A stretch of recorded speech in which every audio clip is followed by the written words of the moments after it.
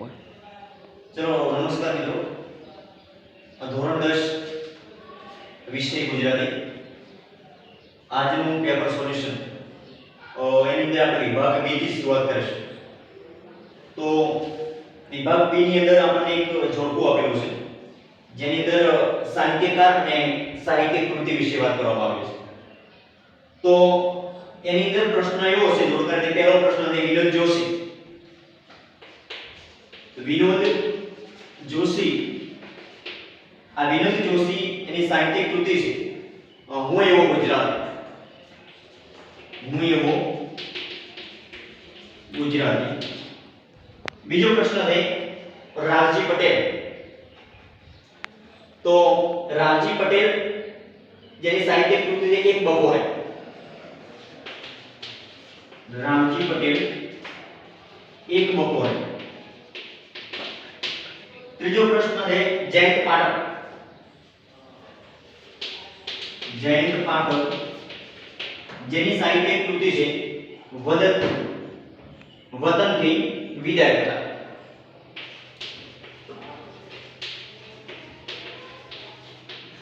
જ્યારે છેલ્લો ક્વેશ્ચન છે ગંગા સતી. એની સાહિત્યિક કૃતિ છે શીલવંતી સાધુની. ગંગા સતી શીલવંતી સાધુની.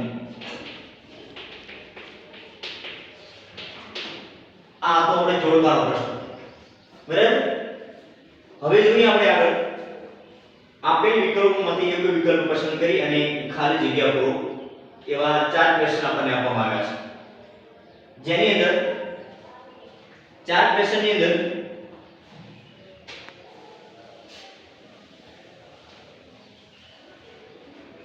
ક્વેશ્ચન નંબર 1, ગંગા સતીએ ખાલી જગ્યાને નજર સામે રાખીને ભજનો રચ્યા છે.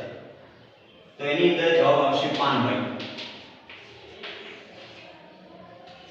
બીજો પ્રશ્ન, મોરલીના આભમાં ખાલી જગ્યા નામનો મયંક ઉગે છે. મોરલીના આભમાં ખાલી જગ્યા નામનો મયંક ઉગે છે. તો એની અંદર જવાબ આવશે શ્યામ. 23મો પ્રશ્ન, કુટુંબ જીવનના સંબંધોનું મધુર ચિત્ર ખાલી જગ્યા કાવ્યમાં છે. કુટુંબ જીવનના સંબંધોનું મધુર ચિત્ર ખાલી જગ્યા કાવ્યમાં છે. એનો જવાબ આવશે ચાંદલિયું. ચાંદલિયું. ને 25મો પ્રશ્ન, વતનથી વિદાય થતા કવિ વતન પ્રત્યેનો ખાલી જગ્યા અનુભવે છે. એટલે જવાબ આવશે એની અંદર તલસાટ. આ હતા આપણા ખાલી જગ્યાના પ્રશ્નો વિભાગ B ની અંદરથી. આગળ જોઈશું આપણે.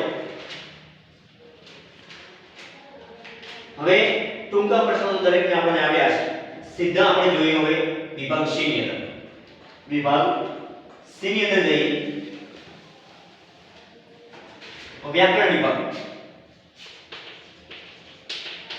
વિભાગ C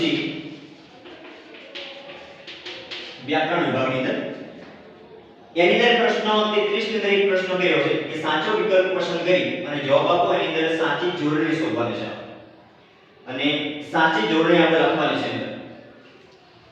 ઓપ્શન આપ્યા છે આપણને કીડિયા. કીડિયા તો એની સાચી જોડણી થશે કીડિયા.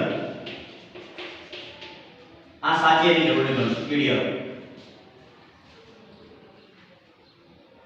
સનિધિ. સનિધિ તો સનિધિની સાચી જોડણી બનશે સનિધિ. સનિધિની સાચી જોડણી મળશે સનિધિ. આવી આગળનો પ્રશ્ન છે શબ્દની સાચી સંધિ છોડો અને ચાતુર્માસ આપણને શબ્દો આપ્યો છે. ચાતુર્માસ શબ્દ આપ્યો છે આપણને, એટલે કે 4 માસ, અને એની અંદર શબ્દની સાચી સંધિ આપણે છોડવાની છે. ચાતુર્માસ તો એની સાચી સંધિ આવે તે છૂટશે ચાતુ વત્તા માસ. ચાતુઓ વત્તા માસ આ એની સાચી સંધિ છે. આગળનો ક્વેશ્ચન તેજપુંજ શબ્દનો સમાસ ઓળખાવો. તેજપુંજ તો તેજપુંજ છે એનો સમાસ થશે તત્પુરુષ સમાસ. કેવો સમાસ બનશે? તત્પુરુષ સમાસ.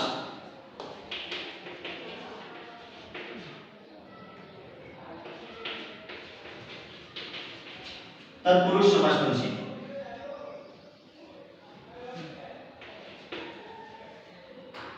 આગળનો પ્રશ્ન છે બંને શબ્દના જોડણી ભેદ થતો અર્થભેદ જણાવો. બંને શબ્દના જોડણી ભેદ થતો અર્થભેદ આપણે જણાવવાનો છે. સૂરનો સ્વર અને બંને શબ્દ આપ્યા છે આપણને સૂર. એક આવો સૂર આપ્યો છે અને બીજું આપ્યું છે સૂર આવી રીતે. તો 36મા નંબરના ક્વેશ્ચનની અંદર પહેલો સૂર આપ્યો છે તેનો જવાબ બનશે નાદ. સૂર એટલે નાદ થશે અને પેલો સૂર એટલે થશે દેવ. આગળનો પ્રશ્ન 37મો ભાવાર્થ બનીએ એ તો નજરની પીંછને ધૂળ ઉપર પસરાવી રહી છે. વાક્યમાંનો અલંકાર પ્રકાર જણાવો. અલંકાર પૂછો આપણે. ભાવાર્થ બનીએ એ તો નજરની પીંછને ધૂળ ઉપર પસરાવી રહી છે. તો રૂપક અલંકાર બનશે. કયો અલંકાર બનશે? રૂપક. 38મો પ્રશ્ન આવ્યો છે સુરક્ષિત શબ્દનો પ્રત્યય કયો રહેલો છે? સુરક્ષિત.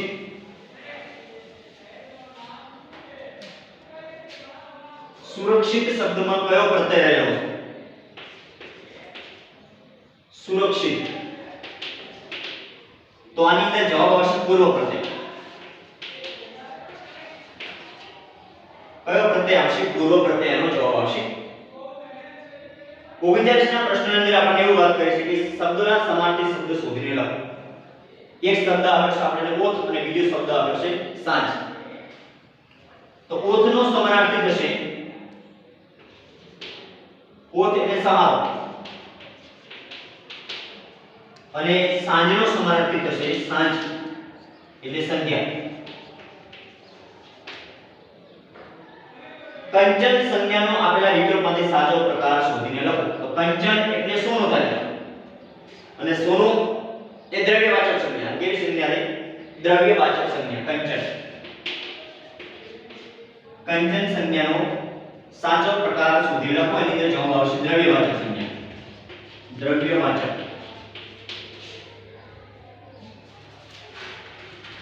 આગળનો ક્વેશ્ચન રૂઢિપ્રયોગનો અર્થ આપવાનો. રૂઢિપ્રયોગનો અર્થ. 43મો પ્રશ્ન શબ્દ શું માટે એક શબ્દ શબ્દને ઓળખવાનું લોગડું એટલે કે કપ્પન. જવાબની અંદર આવશે કપ્પન.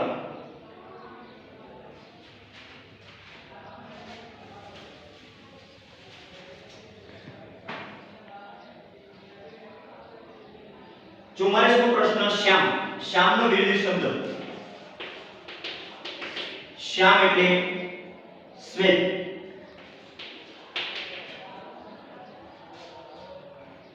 કર્તરી વાક્યની અંદર ફેરવો. જશોદા મૈયાથી કૃષ્ણ કુંવરને શણગારાયા. જશોદા મૈયાથી કૃષ્ણ કુંવરને શણગારાયા. કર્તરી વાક્યની અંદર ફેરવવાનું છે. તો જશોદા માથી કૃષ્ણ કુંવરને જશોદા માવરથી કૃષ્ણ કુંવરને ફેવરાયા સરગણાયા. જશોદા મૈયાથી કૃષ્ણ કુંવરને શણગારાયા. તળપદા શબ્દનું શિષ્ટ રૂપ ખોભણ એટલે ગુફા. ખોભણ એટલે ગુફા. વિશેષણ શોધીને પ્રકાર જણાવો. તીર્થ થોડા ડગલા આગળ ચાલ્યો. કેવું વિશેષણ? થોડો. થોડો અલ્પ સૂચક. કેવું વિશેષણ બનશે?